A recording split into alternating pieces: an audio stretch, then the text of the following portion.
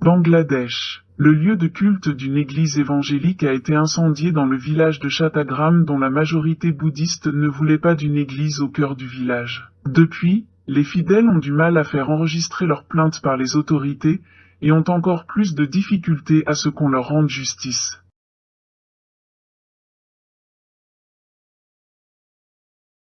L'Inde. L'Himachal Pradesh a durci sa loi anti-conversion en y ajoutant une interdiction de conversion de masse. Le 13 août, l'Assemblée législative de cette province montagneuse du nord de l'Inde a en effet adopté une proposition d'amendement à la législation de 2019. Convertir une personne par coercition, par la force, par incitation, ou tout moyen frauduleux, pouvait déjà être sanctionné par une peine allant jusqu'à 5 ou 7 ans de prison. Désormais, la sanction maximale monte à 10 ans si 2 personnes ou plus changent de religion en même temps. Les chrétiens tentent de contrer cette législation. Un groupe de l'Église du Christ à Shimla, affilié à la congrégation protestante dominante de la région, a ainsi déposé une requête de contestation auprès de la Haute Cour de l'Himachal Pradesh. Madhavan vivait dans le Bengale occidental. Il était le seul chrétien de sa famille.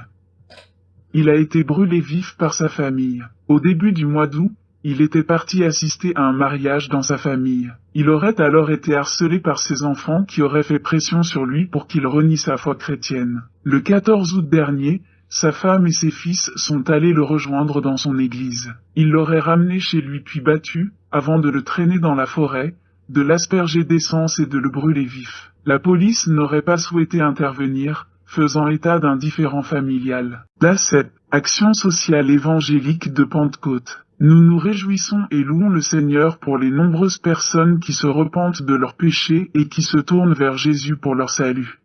Quelques photos d'un service de baptême à Bijapur dans l'état du Karnataka où se trouve la maison d'enfants.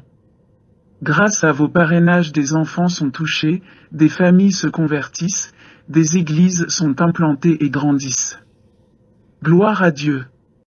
Iran.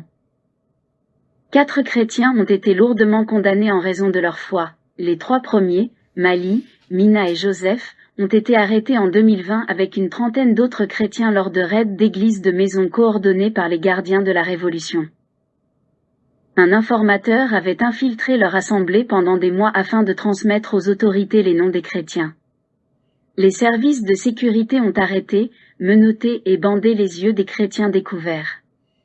Ils ont fouillé leur maison à la recherche de Bibles et leur ont confisqué leurs moyens de communication. Certains ont été battus, ainsi que des membres de leur famille. Mina a été enfermée dans un lieu secret. Les yeux bandés pendant sa détention, elle a été relâchée 20 jours plus tard dans une rue de Téhéran, sans argent ni téléphone. Joseph a dû hypothéquer sa maison pour sortir sous caution. Mali a passé plusieurs semaines dans la prison pour femmes de Karchak où sévissait une épidémie de Covid-19. Quant au 4e, à Nochavan, il a été arrêté lors d'un raid d'une autre église qui se tenait dans sa maison. Les autres chrétiens capturés avec lui ont subi des tortures psychologiques lors de multiples interrogatoires. L'Iran est le 9e pays où les chrétiens sont les plus persécutés. Malgré cette hostilité, des chrétiens incarcérés ont réussi à contourner la surveillance des gardiens de leur prison. Chrétiens iraniens emprisonnés. En 2012, la police secrète iranienne a en effet arrêté le pasteur Ouyoun, sa femme, son fils de 17 ans ainsi que 4 autres croyants. Ils participaient alors à une réunion de prière. Incarcérés après leurs interrogatoires, ils ont commencé à évangéliser les prisonniers malgré les risques.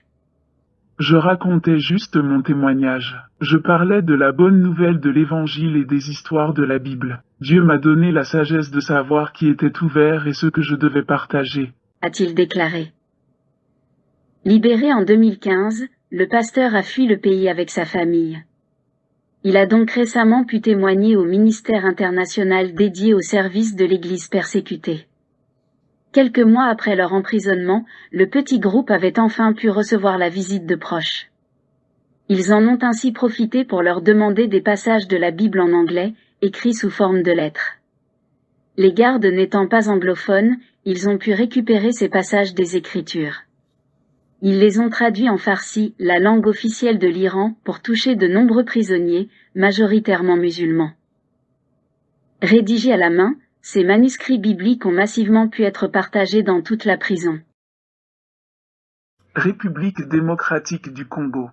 À Lomé dans le Kivu, à l'est de la République démocratique du Congo, le groupe terroriste des Forces démocratiques alliées, ADF, a attaqué une clinique locale gérée par la mission de la communauté évangélique d'Afrique centrale. Des patients se trouvaient hélas encore à l'intérieur. Les autorités ont relevé entre 9 et 13 morts et plusieurs blessés. Le groupe terroriste ISIS a revendiqué l'attentat qui a tué 13 civils dont un nourrisson. L'armée congolaise a imputé le raid à une milice locale alliée aux combattants islamistes.